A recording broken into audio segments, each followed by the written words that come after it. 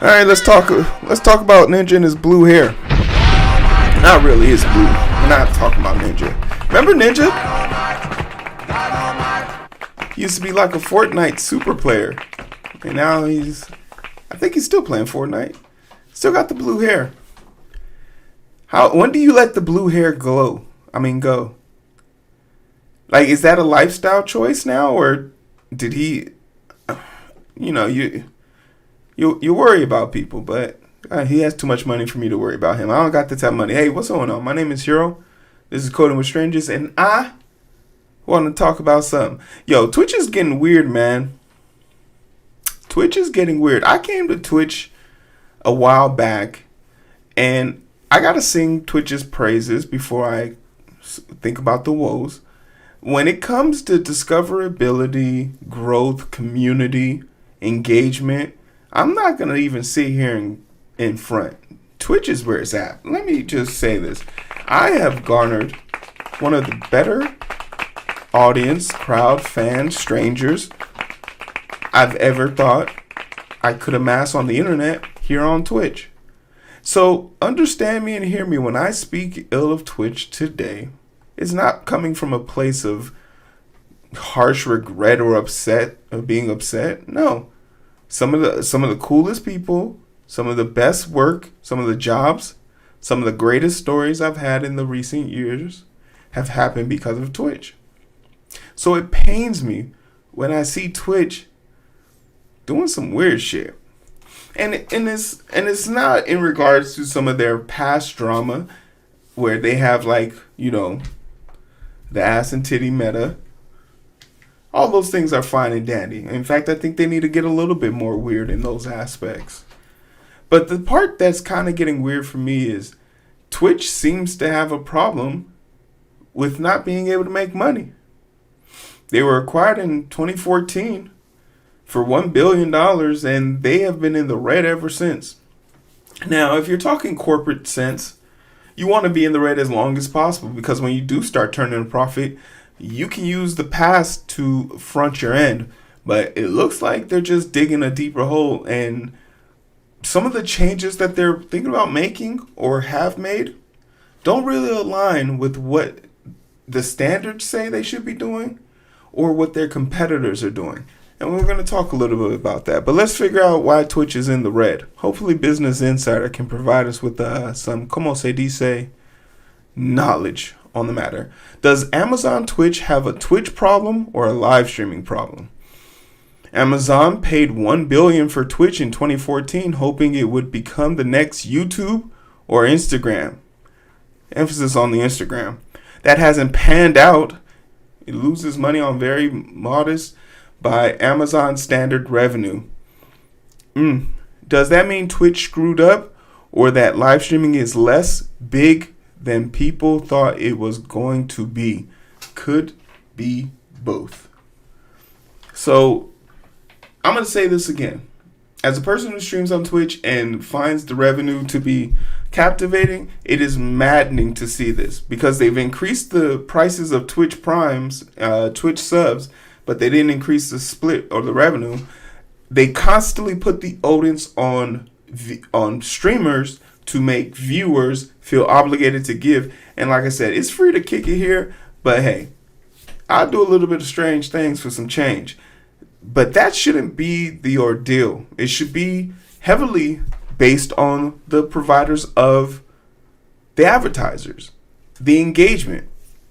And we'll talk about what Twitch is probably doing wrong that has made it way more difficult for them to acquire the standings of YouTube. Because for them to be 10 years in the game, I think it's pretty easy or fair to say Twitch stands on its own two legs. And maybe I have tunnel vision here. Maybe I don't see the big picture because I'm only on Twitch. But when it comes to streamers and getting to see people live, I think of Twitch before I think of YouTube. We're streaming on YouTube right now, and I have more people here in Twitch than I do on YouTube. How many people I got on YouTube right now? I got 3 people on YouTube. Hey, yo, clap it up for those 3. That's what I'm talking about.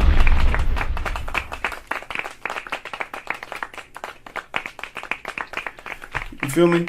Amazon bought Twitch, the live streaming platform, 10 years ago with hopes it would be buying the next YouTube or Instagram, an up and coming media app that would explode in popularity and profit when hooked to a big tech platform. Instead, the Wall Street Journal reports that it has fizzled, is losing money, an annual revenue of $2 billion.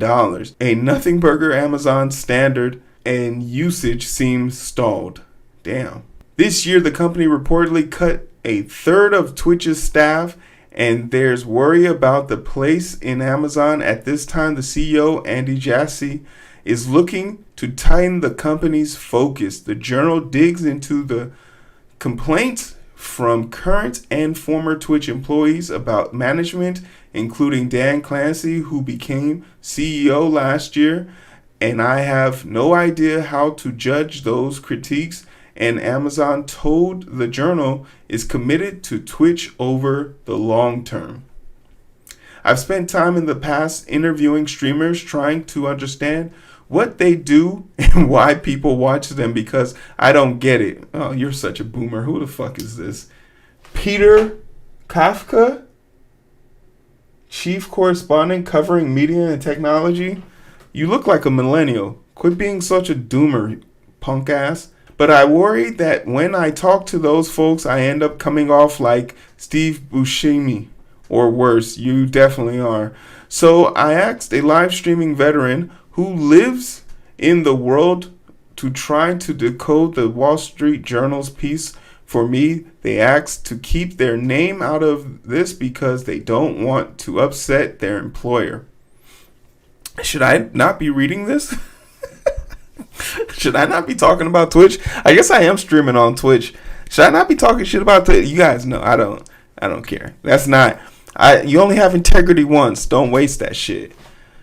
Here's their TLDR. Yes, live streaming skyrocketed during the pandemic, like lots of other digital activities such as podcasting. The stories I'm gonna tell my kids when they ask me, Daddy, why can't we go to the beach? Yeah, because the cable wave is coming. What? Why is the cable wave coming? What happened in the past? Well, during the pandemic, a bunch of bros went and bought podcasting equipment, and then after the pandemic ended, they threw it all away, and it ended up in a landmass that broke off. It broke a piece off of Florida, and it floated away, and then every year it comes back bigger, stronger, and you can't go in the water or else you'll be sucked into the cables. That's what I'm going to tell the kids. It has slowed down since, but just like e-commerce, if you look at usage over time and pull out the pandemic year, it looks like a fairly steady march forward. Okay, so there might be some type of merit base behind this.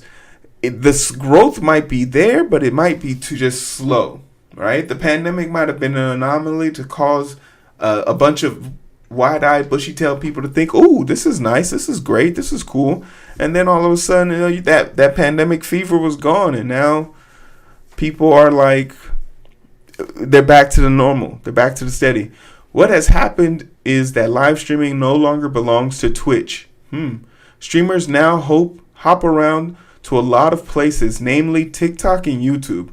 So for me, on TikTok, I'm looking at my TikTok right now. It says I have 11 people watching me on TikTok.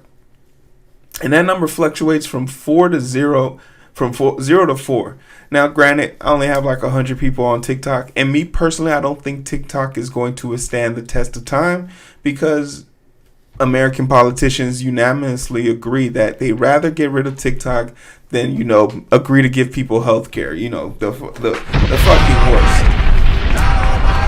Hey, guys.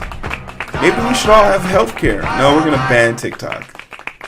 So I don't really feel invested. And me personally, I don't find short form content to be that interesting. I don't watch it. It's too addictive. And me personally, if I don't enjoy it, I'm not gonna create it for someone else to enjoy. Now, I remember when I first was trying to grow on YouTube, I was making shorts every night, and it was one of the most painful things I had to do. And then I realized that my long form content, this is why it's so important to track your analytics, my long form content videos were doing better than the shorts. I was getting more views on my long form content than there, and then also it was converting people into subscribers. So those two things alone gave me all the will I needed to be like, go fuck yourself, I'm not doing these short form content. But I'd be remiss not to say that I'm streaming on them. So I stream on all 5 platforms: Facebook, YouTube, Twitch, TikTok, Instagram. Right? I stream on all those platforms because you never know who's going to share your stuff, who's going to like your stuff. Right? As long as you're out, you got it. No one will do it if you don't stream. So first things first, you got to show up. Right? You got to show up. And creators of all sorts, wait, TikTok streaming, mainly TikTok and YouTube. And some of those competitors offer them more or better ways to make money. So this immediately, once you get onto TikTok, I know you can start making money. And for Instagram, you don't even have to have 1,000 subscribers or 500. You just need to get engagement on your post, and that'll be enough. Turn your shit into a business account and go.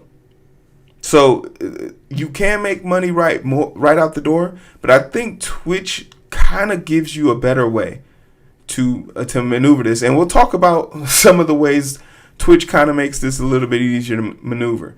YouTubers, for instance, make it easy to cut up live streams into short clips that are more monetizable, and creators of all sorts have learned that you can't depend on any one platform to make a living. This is also very true. There's a reason why I want to get to 1,000 on YouTube, because if I can make more money from those people, I feel like it's less of an obligation for me to ask you guys to sub, ask you guys to donate. I mean, I'm still going to, but it gives me the freedom and ability to say no to sponsors that I don't feel justified, because I'm here to tell you, Raid Shadow Legends is putting some zeros on that damn check, okay? I'm not going to sit here and lie. And the day y'all see Raid Shadow Legends, I don't want to hear a damn thing about me selling out, because I gave y'all a chance to support me, all right?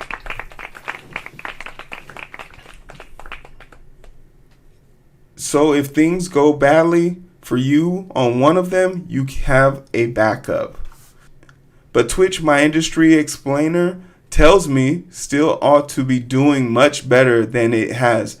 For years, it had live streaming to itself and ought to be the clear leader today. They had a moment during the pandemic, and they have failed to capitalize on it.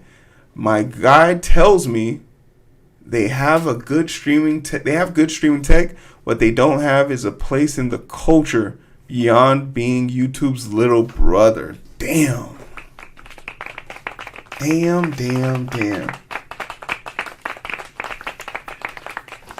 And maybe I am a little jaded, because the views that I get on YouTube don't compare to the views that I get on Twitch. I mean, I can pull 3,000-4,000 views on YouTube. That's hard for me to do on Twitch. Discoverability is harder, but maintaining, I feel like Twitch is very much in the business of maintaining that discoverability, right? But Twitch is not without trying, and I have to commend them for doing something. It's one thing for you to know you have a problem, you're bleeding money, and you don't do anything, but it's also, there is such a thing as running the wrong way 100 miles an hour. Because I don't think Twitch needs to go more the direction of TikTok. I think they need to go more the direction of their big brother, YouTube. YouTube thrives on making long form content. The fact that I can't upload my long form content to YouTube for discoverability purposes hurts Twitch, right? I can do it on YouTube and it helps me significantly. I think Twitch would benefit greatly from it. The new TikTok feature that they've added to Twitch, I tried it out yesterday. I don't know if you guys are on your phone right now. You can click to see. I think the video might be up still. Don't know how long they stay up, but it does lend itself to the ability to be like cool and stuff. But I don't know about you guys. I don't come to Twitch to watch short form content. Furthermore, we know that at least, I believe they said it was 64% of people, 64%, 50% of users primarily watch on their phone. So that vertical slice you guys are seeing right now, is how 50% of people watch Twitch. But they currently, as of now, you can upload shorts or short stories to Twitch. I tried it out yesterday. It's very milquetoast. There's no like special graphics or anything like that, like TikTok. But compared to the first version, I was part of the beta too. I signed up for the beta for this. I got to do a little bit more, but the final version of it is much better. Is like the 1.0. You can upload a clip, you can put some text over it, and that's as good as it. But I think they should be leaning into the long form content. Most people come to Twitch to watch streamers. Most streamers stream on average 2 hours. So having something where they have to constantly scroll is pretty hard. And on top of that, people who do watch on Twitch try and keep up with multiple other streamers. Like, shout out to the people who watch my stream and have someone else's tab open right now, right? Like, I don't get what the appeal or the allure is for this, but you know, in my mind's eye, they see TikTok leaving, so they want to kind of fill that gap. But once again, I can't be mad at them for trying to do something because, like they said, they're bleeding money. But they're bleeding money. And it makes me wonder, is it because of mismanagement? Because we know there are some whales out there. And I'm just here to say right now, I pray every last single one of you in the comment section find the job that pays you the most money you ever made in your life so you can come here and drop 50K on your boy. I'm singing your praises now. I'm singing your praises now. We appreciate you. I want y'all all to be rich. Because by extension, I'll be rich. Give me a reason to stop working at the hospital. I promise you. I'll come make content 8 hours a day.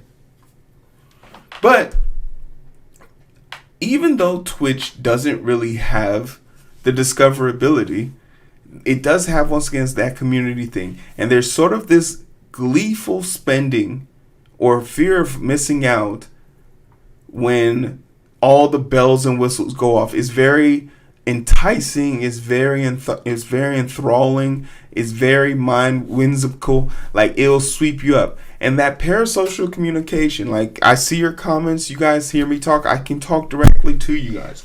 This is as good as it's gonna get for a lot of people as far as a relationship. And I'm not gonna sit here and stunt. Many people treat their online time like this with a streamer as a bonding, and that's where we are in certain things. Now, is there a line that I think that needs to be drawn where someone doesn't go into $50,000 of debt? Absolutely. Do I feel like this person probably has some mental issues or some debilitating anxieties that made them do this? Sure. But at the same time, how responsible do you need to be, or as an adult, with your money? That's totally up to you. And at the end of the day, you're responsible for how you swipe and check. And I think there needs to be some check and balances to keep people like that from making mistakes like this. So overall, what do I think Twitch could do to improve their situation? I already said it. One, they need to lean into the long form content. I think it's absolutely ridiculous that long form content doesn't strike the at the heart of what Twitch could be and should be and could be doing. The fact that they don't have a library where my videos can stay long term. You know, besides me being a partner or whatnot, and I get storage, data, and all those things. And all of those things, cool, right? But here's another thing that is a little mind-boggling. Twitch is not as discoverable as the other platforms. If you type my Coding with Strangers into Google, Twitch will probably be on the list, on the front page, but YouTube, Facebook, all these other things will stop up. Also, in addition, when I'm on Instagram, I see ads for YouTube TV. I never see ads for Twitch anywhere. And it's because of two reasons. One, Twitch streamers aren't inherently household names. As popular as Ninja is, most people don't know him as Ninja or know him as a streamer. They just recognize him from Fortnite. Secondly, it's hard to actually put streamers with a TV spin. Think of some of the most famous streamers you can think of. Pokimane, Asmon, even Thor and Primogen from our categories. They don't have the blitz and shine, or even rise to the extent of product safety to put them on something like NFL TV. Of course, they have the etiquette. They're all in general nice people, great people, but none of those individuals have anything that tie them to the culture of football, the things that make money. So we think about things that make money in the Western world, sports, 24-hour news, and probably something along the lines of movies, TVs, and new music. Those 5 topics don't really resonate or cross-platform with streamers. And even in the categories where they are a thing, such as there's some people who make music on Twitch, they don't have the discoverability that they would get on YouTube. Imagine singing a song live on Twitch, but getting more views and admiration on YouTube after you've posted it there. It's almost like the thing to it. And I sort of get a little bit of this feedback because I make this video I'm making right now. I have 20 lovely strangers watching with me. Great. I'm expecting this video to get 1,000 views on YouTube. And that's the duality of the situation. Twitch is basically a stepping stone. And they need to get from underneath that rock. Ooh, that's a bar? That's a bar? What? And it's tough times, but ideally we don't want Twitch to leave. We don't want Twitch to end because more competition keeps things amicable, fair. So as long as I can stream and as long as it's possible, I will continue to work with Twitch. I'll continue to try. I've had people reach out from Twitch to ask me how do I manage my engagement. They found it to be very strange. I don't know why they found it strange, but they thought it was weird that a lot of people have cross-platform communication with me, and at the same time, I have a small number of people who donate a lot of money to me or donate a lot of subs to me, and I told them, straight up, I be asking y'all for shit. I'm just keeping it real. I be asking y'all, be like, yo, like, share, subscribe, donate. Go read my comic book. Share this with somebody. Talk to somebody in the conversation. You just have to. It's a call to action. But at the end of the day, Twitch needs to keep trying new things. But I think they need to solidify who they want to be in this space. And if they want to be the platform for live streamers, they need to start investing in streamers instead of the platform. The streamers are going to keep the money and the people coming here. That's why they do come here. Let's not get it twisted. If Twitch leaves, that is going to hurt the industry. Furthermore, it's going to leave a vacuum that Twitch just wasn't able to capitalize on. This doesn't make any sense. But let me know what you guys think in this comment section below. I'd love to hear what you guys think. Are you subscribed? Don't let me ask y'all again, alright? Alright, we're done. We're done.